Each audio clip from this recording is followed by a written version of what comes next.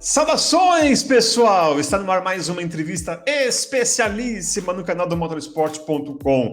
Hoje teremos aqui um piloto chamado Max, mas que não é aquele que lidera o Mundial de Fórmula 1, mas vai falar de um Max que é o líder, o Max Verstappen, e esse Max que nós vamos trazer aqui, inclusive, já foi campeão. Então, a responsabilidade é grande. É óbvio que eu estou falando aqui de Max Wilson, campeão da Stock Car de 2010 e também que hoje é comentarista da Bandeirantes. Mas para me ajudar nessa missão aqui, que é muito honrosa para a gente, eu tenho aqui Fábio Tarnapolsky, do motorsport.com. Chuin, coloca ele na tela para a gente dar as saudações. Olha aí, estilo Ronaldinho. Tudo bem, Fabão? Salve, salve, Eric, tudo certo? Pessoal do Motorsport, já curtiu o suspense, Eric, pro Max, sendo que tá aqui no título que é o Max Wilson, né? Não sei se precisava de suspense toda, mas aí, de honra nosso, vai ser muito legal o papo de hoje. Tudo bem, mas eu tenho que sempre fazer um charmezinho ali, mas o fato é que o nosso Max que a gente está trazendo aqui já foi campeão de categorias relevantes do automobilismo. O outro Max, que ele vai falar, ainda não é mesmo? Max Wilson, vamos ver, pode colocar ele na tela, Chuin? Agora sim, olha só. Eu falei aqui de estoque, mas também de outras categorias, né, Max? Então, o Max campeão ainda é você. Mas, independentemente disso, Max, obrigado por ter aceito o convite. Eu queria que você falasse um pouquinho sobre a sua visão sobre esse último acidente, essa última treta da Fórmula 1 no GP da Grã-Bretanha. Sobre a sua visão, aparentemente você, acho que foi uma das poucas vozes ali que pensava um pouquinho diferente perante o próprio Sérgio Maurício, o Regi, enfim, qual que é a sua visão sobre o polêmico acidente entre Max Verstappen e o Lewis Hamilton? Tudo bem? Muito obrigado. Boa tarde, Eric, Fábio, obrigado. Eu que agradeço pelo convite de estar com vocês aqui mais uma vez, agradeço bastante pelo convite. Olha, Eric, essa situação que aconteceu lá em Silverstone, né, vai dar muita coisa o que falar ainda, não só pelo que aconteceu na pista, o que aconteceu pós-evento, toda a repercussão, né, e todo o atrito que está causando entre as equipes e aparentemente também entre os pilotos. Então, realmente, a gente vai ter que ver ainda qual que vai ser o desfecho dessa situação toda. Mas falando especificamente do incidente em si, né, eu desde o primeiro momento eu tive a minha opinião, né, em relação ao acidente. E a minha opinião, Eric, assim, eu acho que tem que deixar muito claro para as pessoas, né, muitas pessoas que acompanham o automobilismo, mesmo os fãs de automobilismo, o automobilismo, diferente do futebol, por exemplo, que é um esporte muito mais popular e muito mais acompanhado, o automobilismo também tem regras, assim como o futebol também tem regras e todo esporte tem suas regras. E também, em cima dessas regras, né, é muito fácil as pessoas, eu ou qualquer pessoa, ter as opiniões sobre as regras, se as regras são justas, se elas não são justas, mas o fato é, qualquer esporte, assim como o automobilismo, tem suas regras. Então, eu vou dar exemplo, assim, até do futebol. Pegando o exemplo do futebol, se a gente pega, assim, tá vendo um jogo de futebol, um jogador lá faz um gol, e de repente, agora, né, no VAR, que tem essa ferramenta, aparece lá que o cara tava com a unha na frente do jogador lá da defesa, por exemplo. Aquele gol é anulado. Isso é justo, isso é injusto? Não vem ao caso. O fato é, existe uma regra que, se um jogador tiver com um fio de cabelo na frente do outro, aquele gol vai ser anulado. Então, independente da opinião das pessoas, se isso é correto ou não, existe uma regra e todo mundo tem que seguir essa regra.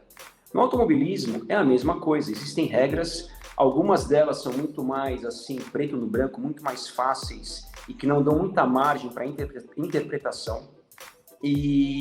Mas coisas desportivas, as regras também são feitas justamente para tentar o máximo possível, tirar qualquer interpretatividade de qualquer situação de corrida. Mas, obviamente, no automobilismo é difícil, né? Porque tem muitas coisas que você vai ter que ver ali meio que no olho, você não tem ali uma linha de impedimento, por exemplo, mas, de qualquer maneira, resumindo, existem regras, as regras têm que ser seguidas, e algumas pessoas concordam com as regras, outras não, mas no fim das contas existem regras.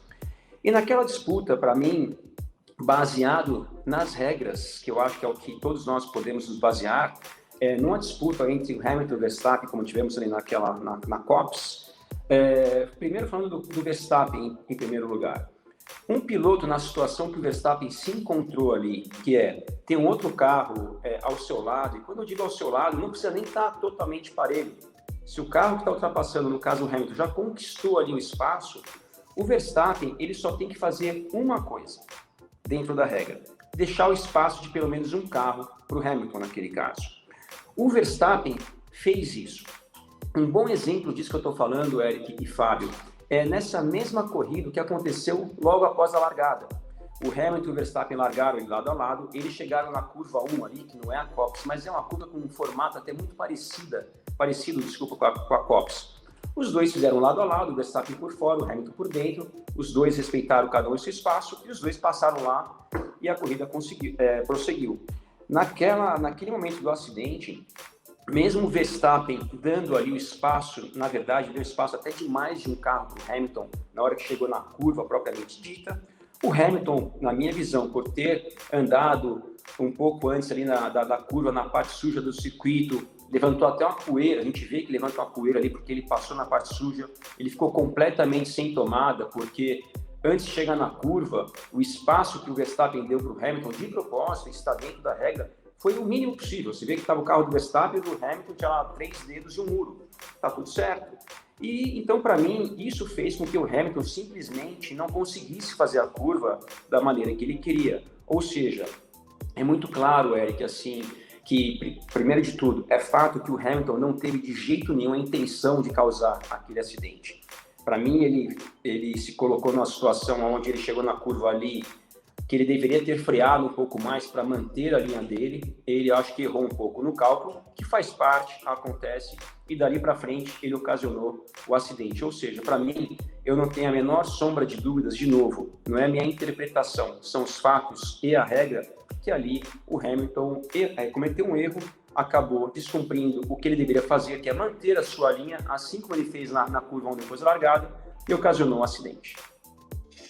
E aí, assim, obviamente, muita gente, as opiniões, né, são diferentes uns com os outros e tal, mas como que foi durante ali aqueles replays, a corrida demorou bastante para voltar e tal, como que era o processo ali? Vocês, tentando convencer o outro ali, você, o Regi, o Sérgio, falando ali, não, olha aqui, olha isso, olha aqui, fora do ar rolou bate-papo, como é que é? Vocês ficaram discutindo ali, teve uma mesa redonda depois também para discutir ainda esse lance ou não?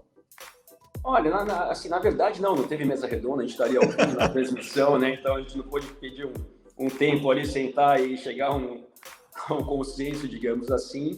Mas na hora que aconteceu, na verdade, assim que aconteceu o acidente, a imagem nem mostrou direito, porque mostraram ali passou um carro, eu vi, acho que todo mundo ali viu, mas não apareceu o acidente de fato.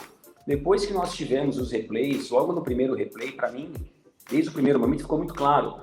E uma referência que eu utilizei para ter essa opinião que eu acabei de explicar para vocês é o seguinte: o Hamilton, a gente vê na manobra contra o Verstappen, com o Verstappen melhor dizendo, ele está muito longe da zebra interna ali, que é o lugar onde ele deveria estar. É o lugar, inclusive, onde ele tocou, onde ele esteve na manobra com o Leclerc no final da prova.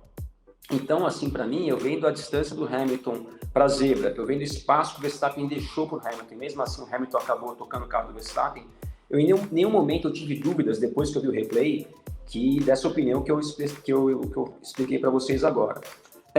No primeiro momento, eu nem lembro agora, para falar a verdade, eu acho que o Sérgio e o Regi, se eu não estou enganado, os dois entenderam que era um acidente de corrida.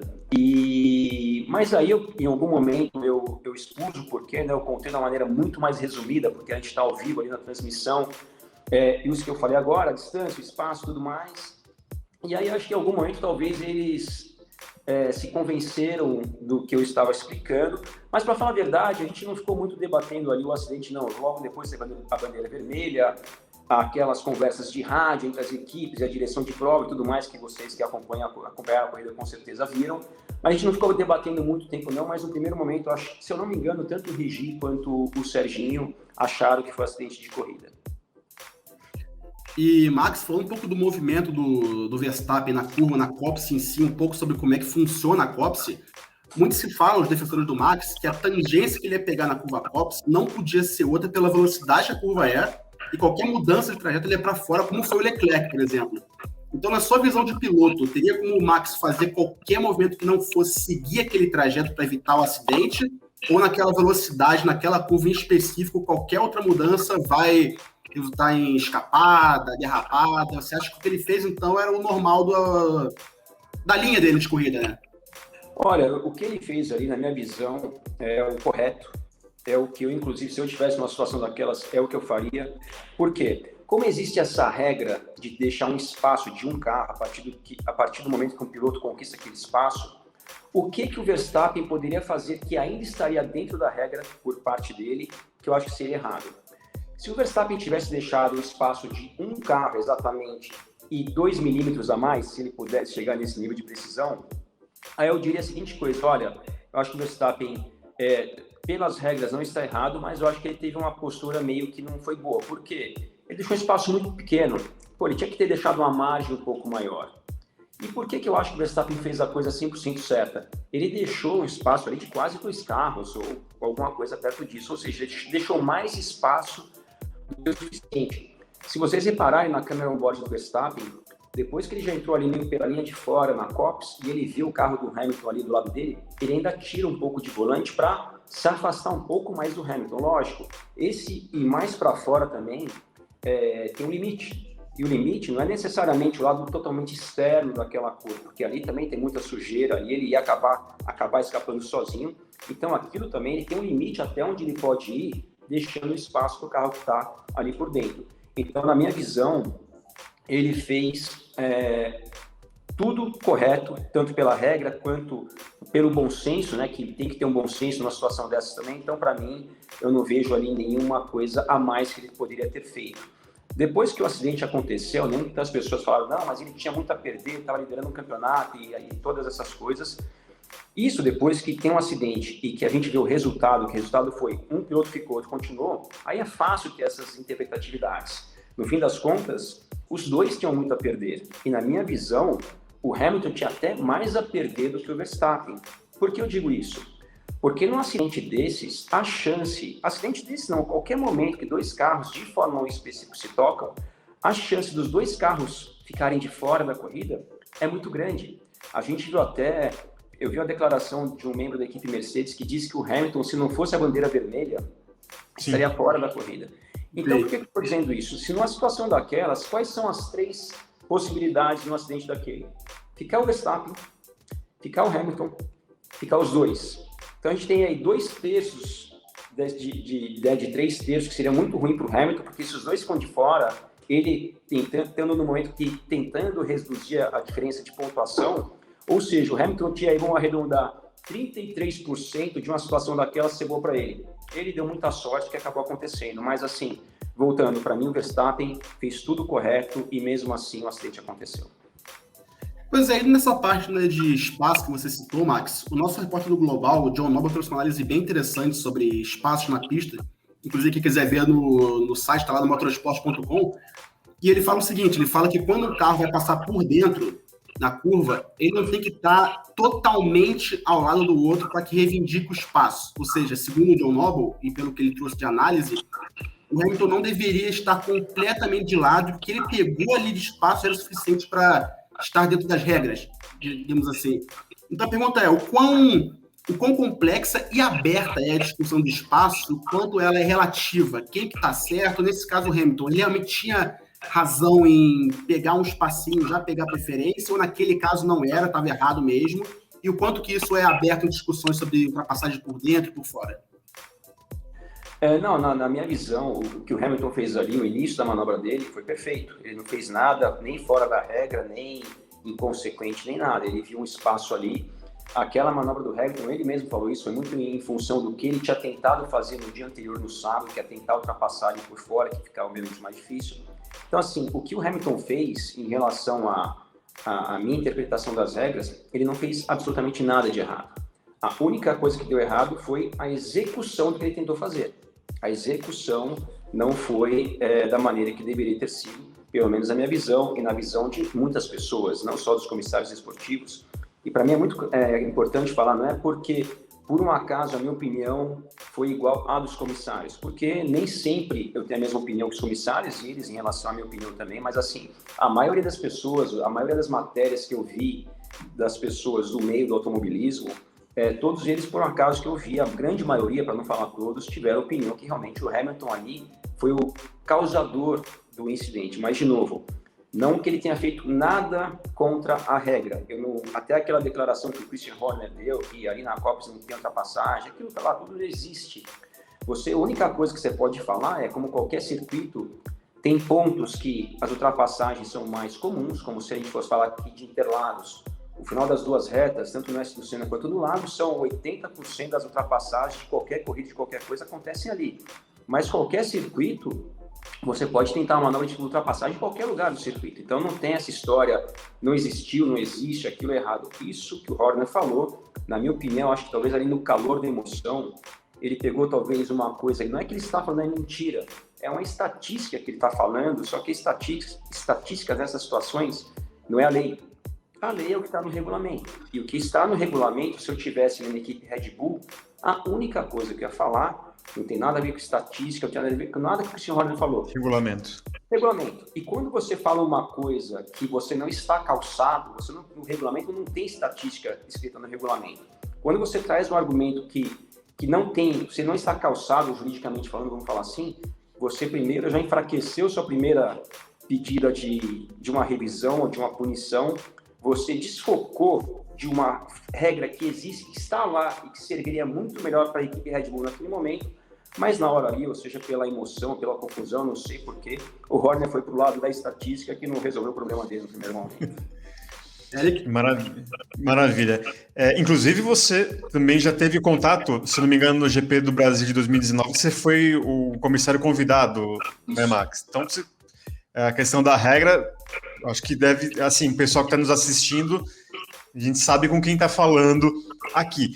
E eu queria saber como que você acha que vai ser agora daqui para frente, né? Esse embate entre os dois, se eles vão ser mais cautelosos, se o bicho vai continuar pegando, o que você imagina nas próximas corridas entre o Verstappen e o Hamilton? Olha, Eric, é difícil falar, né? Porque eu acho que vai ter que esperar para ver as cenas dos próximos capítulos.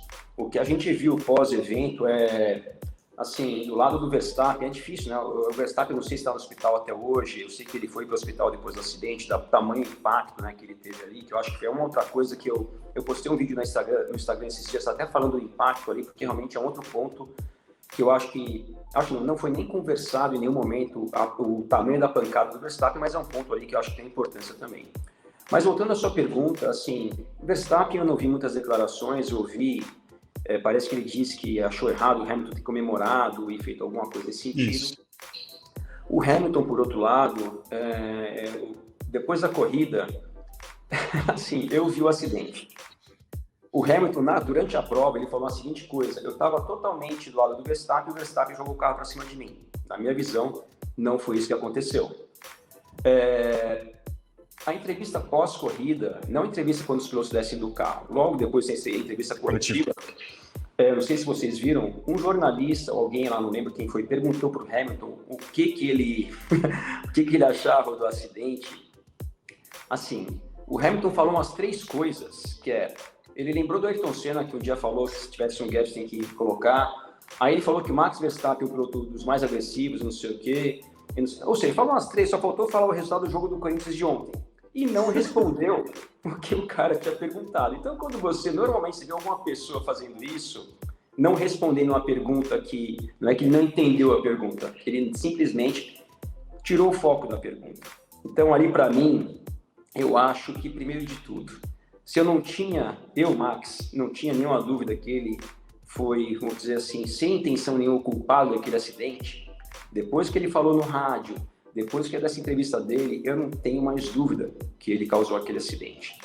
E uma coisa que eu fico até um pouco chateado é o seguinte: a repercussão disso pode ser muito ruim. Pode ser que a gente tenha esses 2 pilotos assim daqui para frente. E por que eu acho que isso é muito ruim? De novo, é opinião minha, tá? Eu acho que muitas pessoas lembraram Senna e Prost, né, aquela rivalidade e tudo. Eu vou te falar, aquilo fez parte da história do automobilismo, a gente, né, que acompanhou isso, a gente lembra tanto.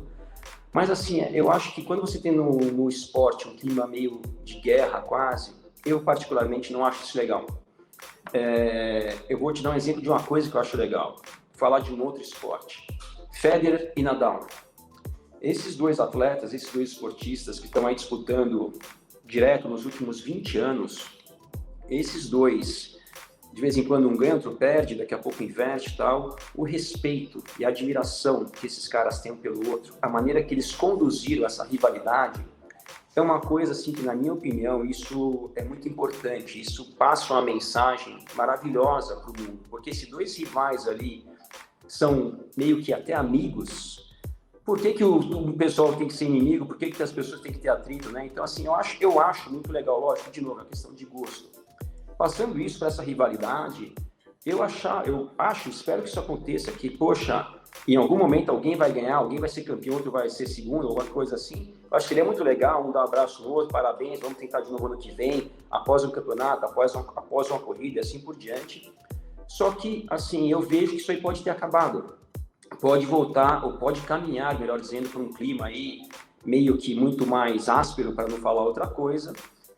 Com certeza, se isso acontecer, vai trazer um interesse de muitas pessoas muito grande, porque ali, quando tem uma desavença, o interesse muitas vezes cresce. Eu, particularmente, espero que não aconteça pelos motivos que eu expliquei agora, mas, assim, quando eu vejo o Verstappen reclamando que o Hamilton comemorou, o Hamilton dizendo que acha que o Verstappen é muito agressivo e fala do Ayrton Senna e qualquer outro assunto. Eu acho que isso aí está caminhando para um caminho que podemos ter uma situação meio, sei lá, de atrito entre os dois. Espero que não, mas vamos esperar o que acontece.